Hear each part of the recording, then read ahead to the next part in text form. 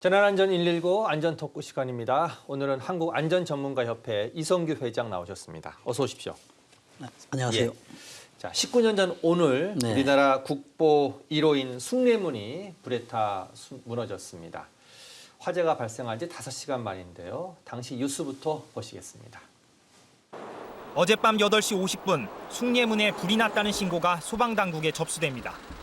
처음 30분 동안은 지붕에서 연기만 올라오는 정도였습니다. 하지만 화재 발생 1시간이 지나도록 불길은 잡히지 않았고 9시 55분 소방당국은 화재 비상 2호를 발령합니다. 그러나 상황은 갈수록 악화됩니다. 30분 만에 화재 비상 3호로 높아지고 소방대원 360명, 소방차량 90여 대가 총 동원됩니다. 냉각수 대신 소화 약재까지 뿌려졌지만 불길의 기세를 억누르는 데는 역부족이었습니다. 급기야 소방당국은 지붕 안쪽에 난 불을 잡으려고 지붕 해체까지 시도하지만 누각과 지붕을 휘감은 불길 탓에 수포로 돌아갑니다. 화염은 걷잡을 수 없이 번져 누각 1층까지 모두 집어삼키고 새벽 1시 뒤쪽 지붕이 무너지기 시작합니다.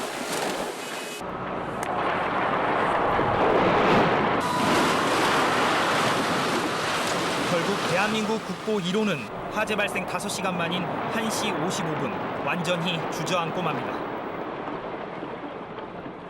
2시 5분 불은 모두 꺼졌지만 서울에서 가장 오래된 목조 건물은 잿더미가 되고 난 뒤였습니다. 화재 사흘 만에 처음으로 공개된 숭례문 1층 누각입니다. 누각 중앙부는 폭격이라도 맞은 듯 주저앉아 버렸습니다.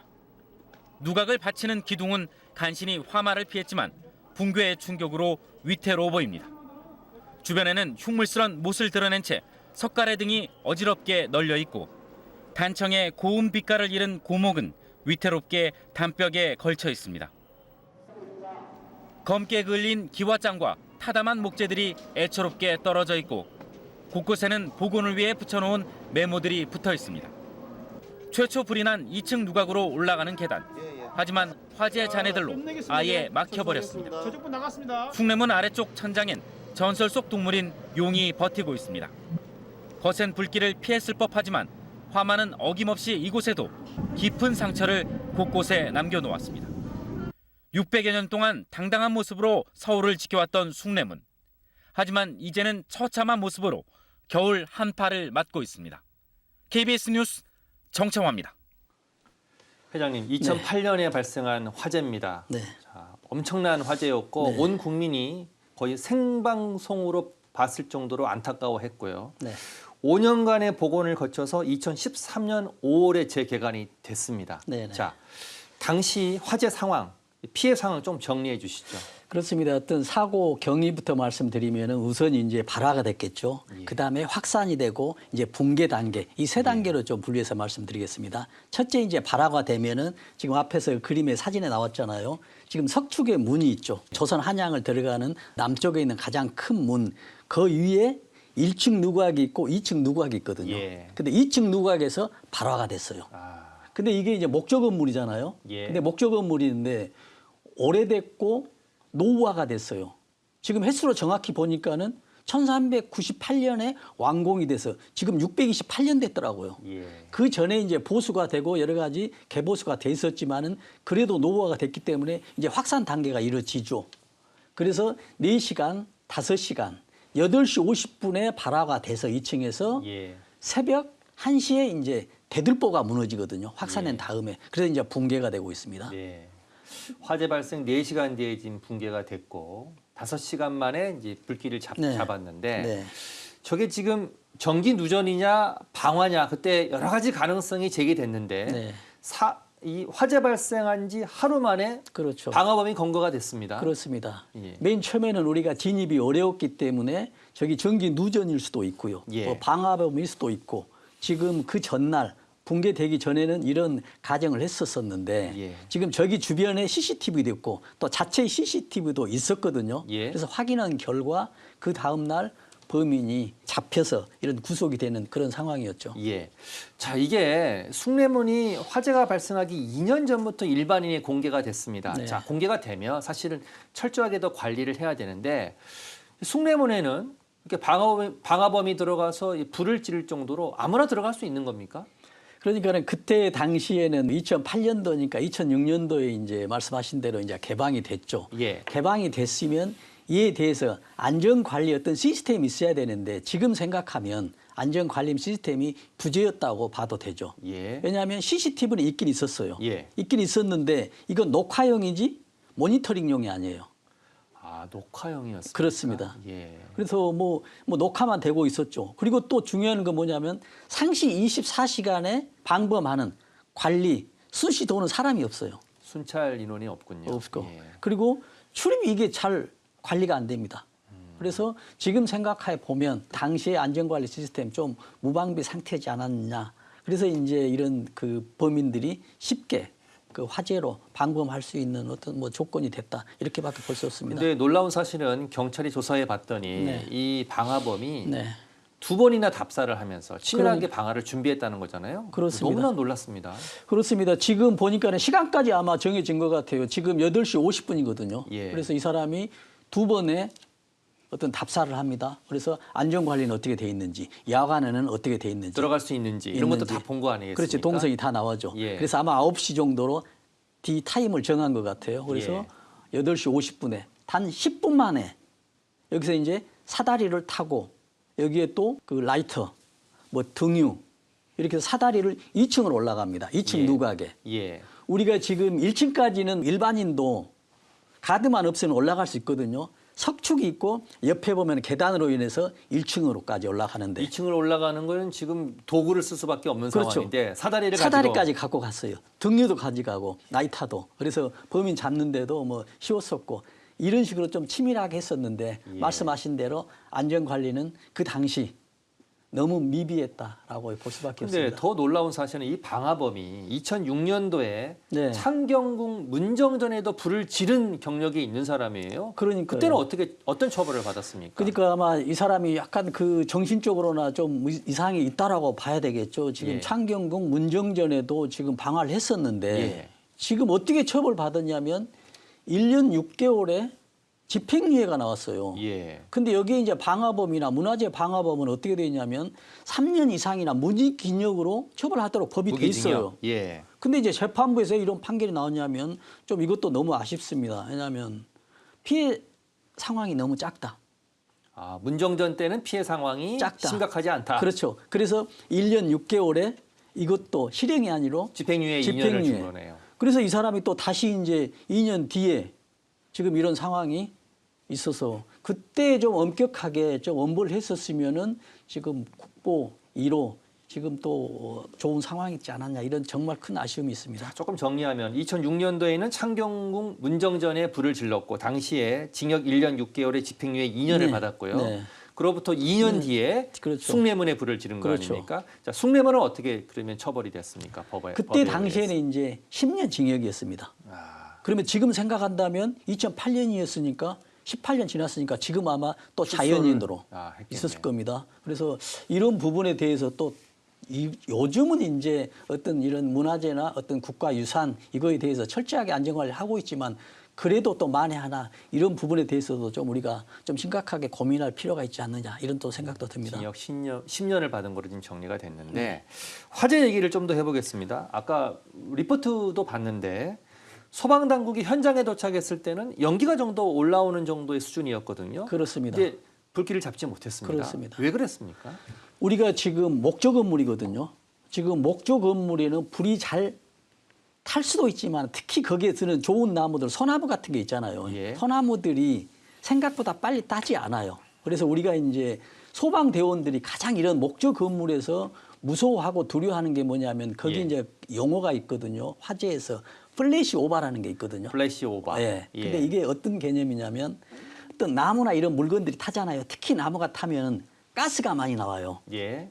그래서 이걸 이제 열 분해를 하거든요. 타기 예. 전에. 예. 타기 전에 연기나 이런 상황이겠죠. 연기할 때 가스가 많이 발생되거든요. 근데 이 가스 나오는 게 메탄가스, 뭐 일산화탄소, 수소가스거든요. 다 폭발성 가스예요. 예. 근데 이 가스들이 공기보다 가벼워요.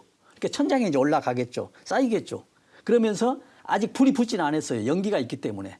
그러나 이제 갑자기 산소가 들어온다거나 어떤 상황이 발생했을 때 폭발해 버리는 것이죠. 맹렬히 발화하는 현상.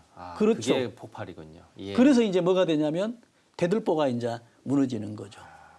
그래서 그 당시 연기가 났었다라고 하는 이 상황은 아까 말씀드린 대로 어떤 대들보 위에 썩가래나 어떤 적심들 많이 쌓여 있거든요. 예. 이게 지금 타기 직전에 열분해 단계에 연기가 나면서 가스가 차고 있는 이런 단계다. 그런데 외부에서 봤을 때는 이게 지금 불이 보이지 않거든요. 안에 있기 때문에. 그래서 좀 심각하게 생각하지 않았었나라는 좀 이런 또 생각해 봅니다. 단순한 궁금증인데요. 네. 그러니까 숭례문에는 그러면 스프링클러나 네. 자동 화재 감지기 이런 거는 설치가 안 돼 있었습니까? 당시에는 없었습니다. 아, 그런데 이제 또 그 당시에는 이 스프링클러 자체가 이제 안전에 활용화되지 않았기도 하는데 예. 2008년 상황입니다. 네, 지금. 그렇죠. 예. 근데 또 어떤 문제가 있냐면 지금 목조 건물이나 이런 또 그 중요한 어떤 물건들이 있는 곳에 스프링클러를 하잖아요. 그러면 훼손이 되잖아요. 훼손되잖아요. 그래서 그래서 1호에 스프링클러를 설치하기는 그렇죠, 그렇죠. 쉽지 않은 결정이었겠네요. 예, 그래서 이제 한 단계 더 나가서 요즘은 이제 분무 상태에 의해서 예. 우리가 그 안개처럼 나오는 거 있지 않습니까? 이것도 이제 극한 화재에 대해서는 안 되지만 그 초기 화재에 대해서는 효용성이 있는데 이러한 것들이 이제 설치되고 있는 그런 상황인데 지금 말씀하신 대로 그때 당시에는 스프링클러나 이런 것들은 없었고 예. 단지 있었다라고 본다면 어떤 소화기 빛이 있잖아요. 이동 예, 소화기. 예. 또 아까 말씀드린 또 CCTV 있었는데 그냥 예. 녹화용밖에 없었다. 자, 그러면 네. 2013년 5월에 재개관이 됐습니다. 네. 자, 그러면 이제 화재를 겪었잖아요. 네. 엄청난 일이 있었는데 그 이후에 자, 숭례문의 방제 시스템은 어떻게 좀 변했습니까? 이제 그때와 비하면 이제 천지 차이로 바뀌어졌죠. 예. 지금 모든 이제 어떤 문화유산들, 어떤 문화재로 생각하는 우리 문화유산들이 이제 사찰이나 이런 것들이 전부 다 바뀌었는데 어떻게 바뀌었냐면 예. 지금 가장 중요한 게 가장 효과가 높은 거거든요. 스프링클러인데 예. 우리가 스프링클러면은 천장에서 내려오는 스프링클러잖아요. 이거는 분수대처럼 빙 둘러싸고 있습니다. 사찰이나 이런 숭례문을. 그래서 예. 불이 난다 하면은 수막형이라고 하거든요. 예. 수막형 물 분수가 올라가 버립니다. 수막형 예. 고정식 소화 설비 이걸 그렇죠. 말하는 거죠. 그렇죠. 예. 그래서 요즘은 뭐 낙산사 이런 데 불났었잖아요. 예. 요즘 가보면 전부 이제 수막형으로 불났다 하면은 물 분수가 올라가서 접근을 못 하게 돼 있습니다. 이런 식으로 이제 밖에 있어서 지금은 그때에 비하면 이런 게 가장 잘 돼 있고요. 또 예. 하나 뭐냐면 불이 나잖아요. 그러면은 아까 CCTV 녹화형이 아니라 지금은 지능형이어서 예. 신고하기 전에 이미 소방서에 연락이 이미 가버려요. 이거 자동 화재 속보 장치라 하거든요. 예. 이미 불이 나기 전에 이렇게 가버리고 또 지능형으로 인해서 뭐 물분수 여러 가지로 지금은 첨단화돼 있다라고 보면 되겠습니다. 그때에 비하면. 예. 그렇군요. 하여튼 그때 일을 교훈 삼아서 방제 시스템을 강화했는데 네. 자, 조금 더 궁금한 게 네. 이게 이제 목조 건축물에 불이 났을 때는 네. 일반적인 어떤 건물에 불이 났을 때 대응하는 화재 진압과는 좀 다를 것 같습니다. 특히 국가유산이라면요. 그렇습니다. 특히 이제 목조 건물이고 국가유산이라고 하면은 좀 이런 게 있거든요. 목조 건물에서 이제 일반적인 목조 건물에서도 소방대원이 접근하기가 굉장히 두려워하는 게 있어요. 아까 예. 플래시 오버거든요. 예. 나무가 한 번에 타지 않고 타기 전에 열 분해로 인해서 가스가 발생되는데 그 가스가 농축돼서 2차적으로 터지는 이런 문제가 있기 때문에 굉장히 주의를 하고 있습니다. 예. 목조 건물인데. 그런데 또 하나 이제 어떤 문화유산이나 이런 것은 어떤 문제가 있냐면 지금 내부를 잘 알 수가 없어요. 그래서 불이 나면은 소방대원이 뚫고 들어가야 되잖아요.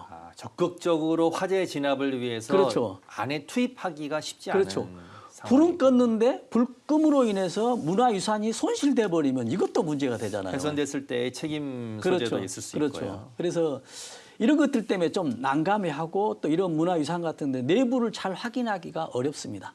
밖에서 보기가. 예. 또 목조 건물 자체는 단순하지가 않고 뭐 대들보가 있고 적심이 있고 석가래가 있고 모든 내용들이 막 쌓여 있어요.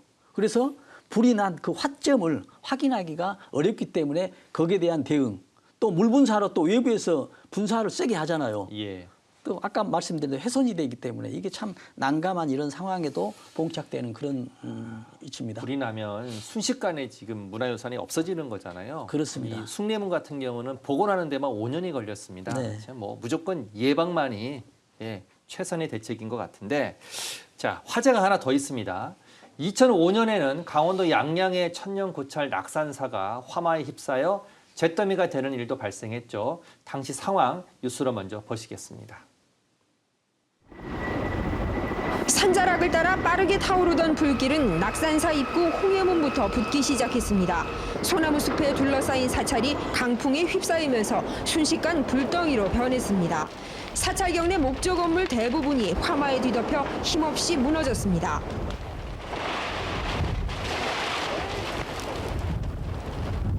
오전 한때 소강 상태를 보였던 낙산사불은 오후 들어 불길이 거세지면서 3시간 넘게 꺼지지 않았습니다.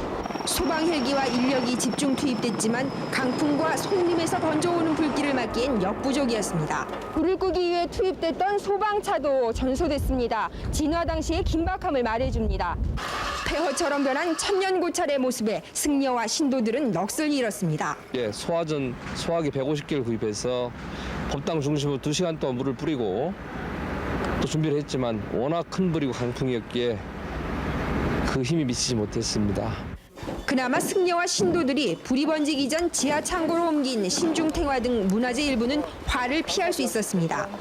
천년 역사가 서린 낙산사가 불길에 휩싸여 잿더미가 된 것은 불과 반나절 만의 일이었습니다. KBS 뉴스 심수련입니다.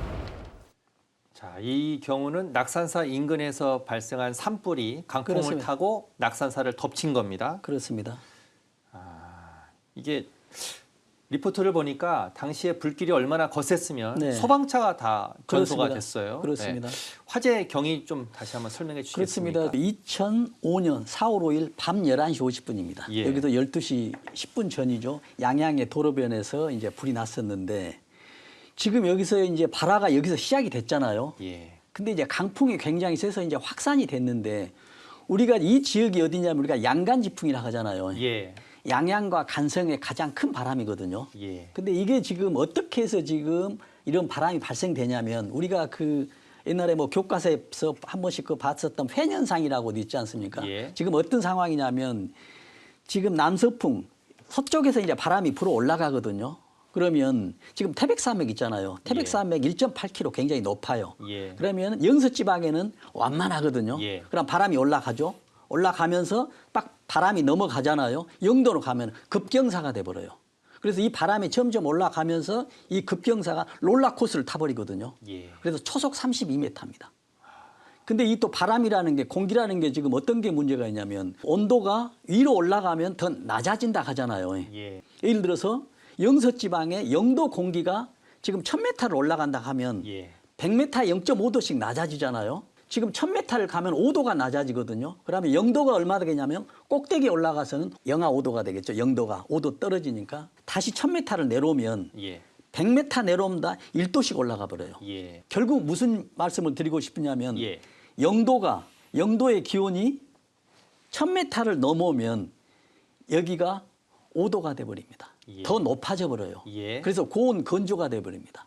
고온 건조를 설명하시려고 지금 그렇죠. 태백산맥과 양간지풍을 설명하신 그렇죠. 거네요. 예. 그러다 보니까 아까 이 고온 건조가 속도가 있고 건조가 돼버리니까 불이 나면은 걷잡을 수가 없는 것이죠. 빠르게 확산한다. 예. 그래서 이 당시가 낙산사에 이런 상황이었었거든요. 초속 32m면 저는 이렇게 좀 실감이 나요. 왜냐하면 그렇죠. 초속 한 7, 8m만 돼도 그렇습니다. 사실은 막 바람이 엄청나게 거세게 부는 건데 32m면 걷잡을 수 없는 바람이거든요, 사실은. 우리가 지금 시속으로 하면 36, 18, 180km 이상입니다. 190km. 이 바람이 이렇게 온다는 얘기죠. 그러니까 여기서도 어떻습니까? 소방차도 전소되죠. 뭐 방법이 없는 것이죠. 예.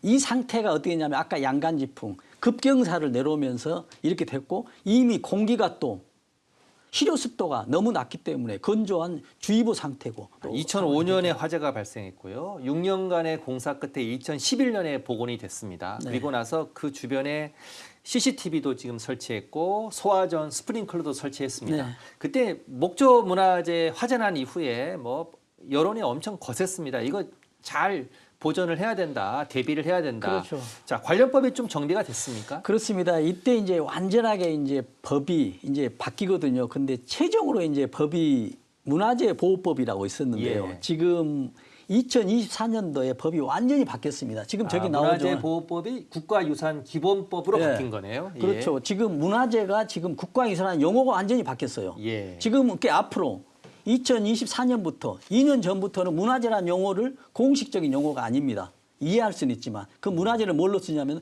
국가유산으로. 그러면 왜 저렇게 바뀌었냐라고 보면 예. 우리가 문화재 있죠. 문화재는 어떤 재화, 돈으로 해서 프로퍼티로 생각했거든요. 예. 근데 이제 국가유산에서 헤리티지로 바뀝니다. 예. 개념이 바뀌죠. 아무리 좋은 귀한 것도 돈으로는 살 수 없잖아요. 그래서 어떤 유산, 이 취지에서 문화재가 국가유산으로 용어가 바뀌었고 더욱 관리를 강화하겠다 그런 그렇죠. 취지가 들어가 있는 거네요. 그렇죠. 그래서 문화재보호법이 명칭이 국가유산 기본법으로 바뀌고요. 바뀌었다. 그래서 지금 현재 문화재청이 있잖아요. 국가기관, 공공기관이 국가유산청으로 바뀌었습니다. 예. 그리고 우리가 흔히 이야기하는 유형문화재, 뭐 무형문화재, 천연기념물, 뭐 명승 있죠. 예. 이 용어들이 다 바뀌었어요. 문화유산으로 바뀌고 자연유산으로 바뀌고 그렇죠. 무형유산, 유산이라는 말을 쓰게 되는 거예요. 그렇죠. 유형문화재를 문화유산으로 바뀌었고요. 예. 문화재는 전부 유산으로 바뀌었죠. 유형이 문화유산. 그다음에 이제 천연기념물 명승이 자연유산으로 바뀌었습니다. 예. 그다음에 무형문화재가 무형유산으로 바뀌었다는 얘기죠. 이렇게 용어도 바뀌면서 국가유산에 대해서 이제 아주 대대적인 어떤 안전관리에 착수가 돼서 시스템이 지금은 작동하고 있다. 이렇게 보면 되겠습니다. 너무나 안타까운 거는 네. 낙산사 화재가 2005년이고요. 네. 자, 지금 이 리포트를 전해드리려고 하는데 지난해 봄에 경북 의성 지역에서 발생한 역대 최악의 산불로 문화유산 15건이 소실이 됐습니다. 정말 지킬 수 있는 방법은 없었던 걸까요? 준비된 뉴스 먼저 보시겠습니다. 천년 고찰 고운사가 불길에 속절없이 무너져 내렸습니다. 잿더미 속 깨진 범종만이 덩그러니 놓여 있습니다. 화마가 덮치면서 국가지정 문화유산 보물인 가온로와 연수전이 잿더미로 변했습니다. 여러 차례 전란을 이겨냈지만 산불은 피하지 못했습니다. 그나마 석조 열애 좌상 등 다른 보물들은 불이 옮겨 붙기 전 급하게 옮겨 화를 면했습니다. 돌풍과 함께 여기에 군데군데 불씨가 떨어지면서 말을 할 겨를이 없이 그냥 전체가 불길이 휩싸여 버린 거예요. 산불이 코앞까지 덮쳤던 조선시대 누각 만휴정. 주변 나무들이 검게 그을렸지만 가까스로 온전한 모습을 유지하고 있습니다. 이렇게 기둥과 하단 부분을 방염포로 덮어 큰 피해를 입지 않았습니다. 국내에서 가장 오래된 목조 건물이자 세계 문화유산인 안동 봉정사도 문화유산 보호에 서화를 걸었습니다. 긴급 유물 이송 작전을 펼쳐 목조 관음 보살 좌상 등 국가지정 보물 3점을 포함해 문화유산 30여 점을 국립경주문화유산연구소와 예천박물관으로 옮겼습니다.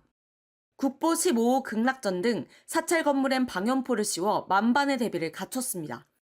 이번 산불로 피해를 입은 문화유산은 모두 15건. 국가유산청은 사상 처음으로 국가유산 재난 국가위기경보를 심각 단계로 올렸습니다. 소방당국은 문화유산이 산불 피해를 입지 않도록 예비살수 작업을 하는 등 총력전을 벌이고 있습니다. KBS 뉴스 신지수입니다. 자, 지금 저 화재가 지난해 3월 네. 경북 의성에서 네. 발생한 산불이고 네. 이 강풍을 타고 인근인 안동, 청송, 영덕으로 확산이 됐고요. 네.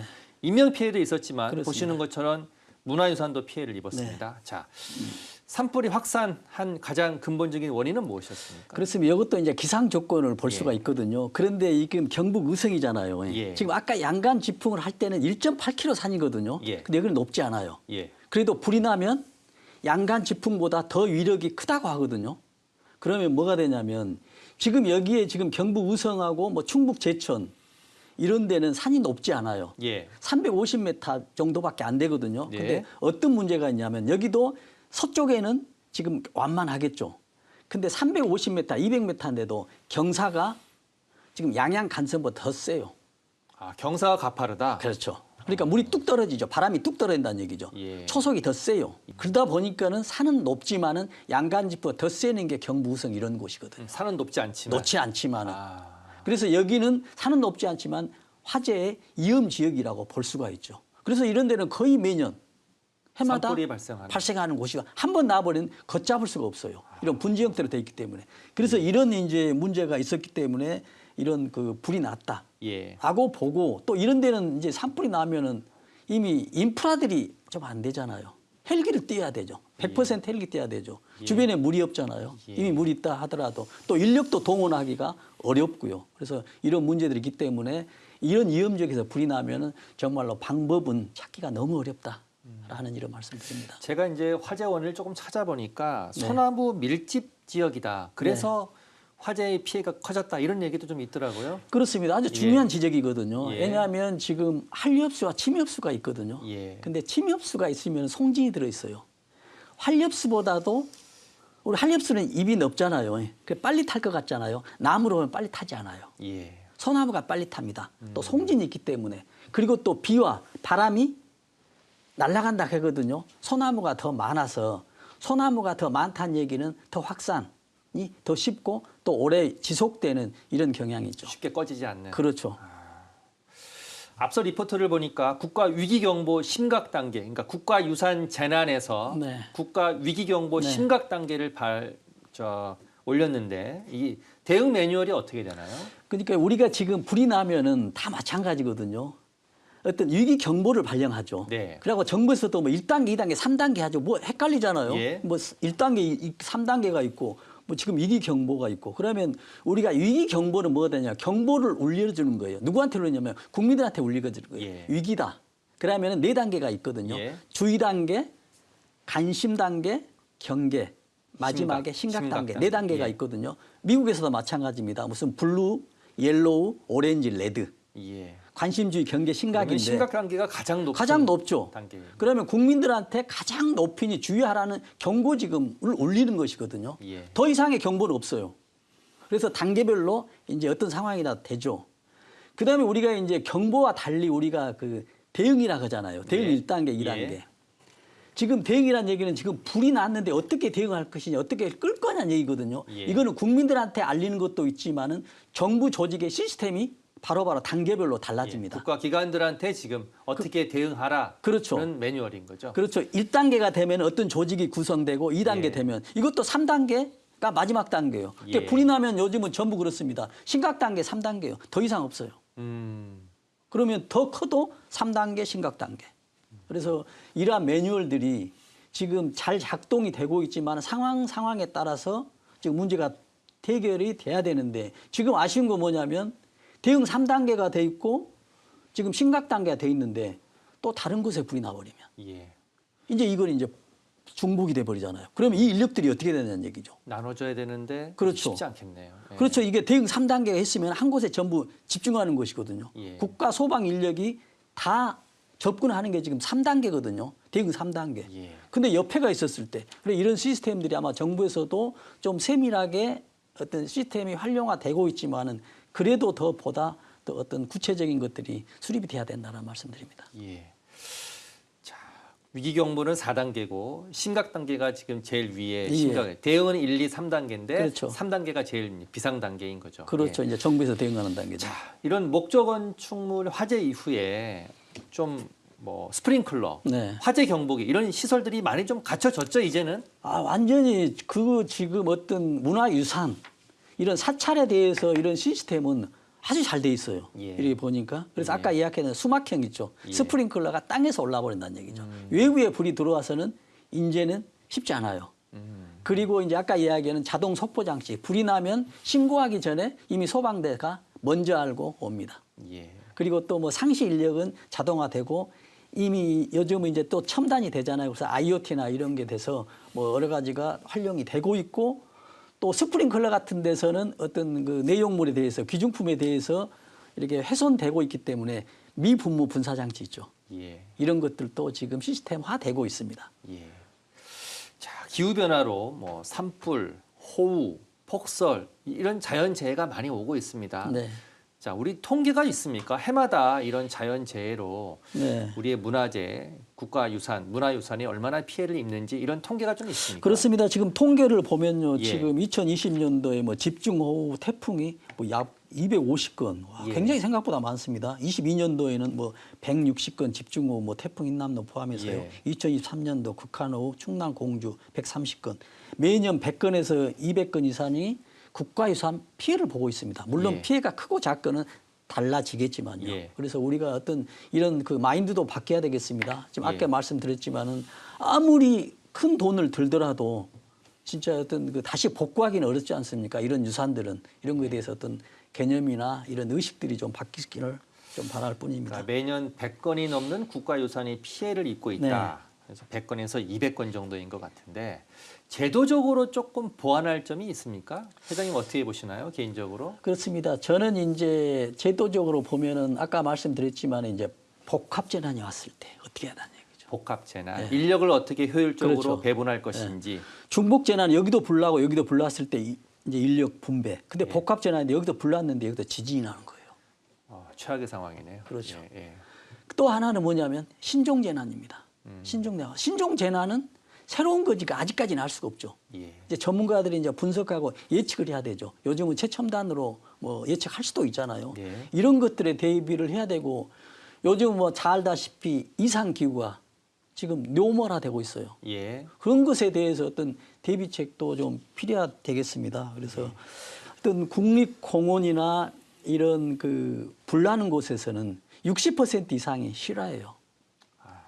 그래서 우리가 또 이런 것도 있죠. 불이 났을 때 임도를 만들어야 된다라고 이야기를 하잖아요. 예. 거기에 임도를. 근데 이게 좀 장단점이 있습니다. 아, 왜냐하면 임도를 만들면은 빨리 소방서가 진입하기가 쉽죠. 그래서 피해를 좀 최소화할 수 있는 상황이 그렇죠. 있는 거죠. 불이 났을 때 대응은 쉬워요. 예. 근데 어떤 문제가 있냐. 불이 나기 전에 불 날 수 있는 확률이 높아요. 왜냐하면 사람이 올라가니까 접근을 하니까. 그런 것도 있지만은 예. 빽빽하잖아요. 예. 그러면 산소 통로가 돼버려요.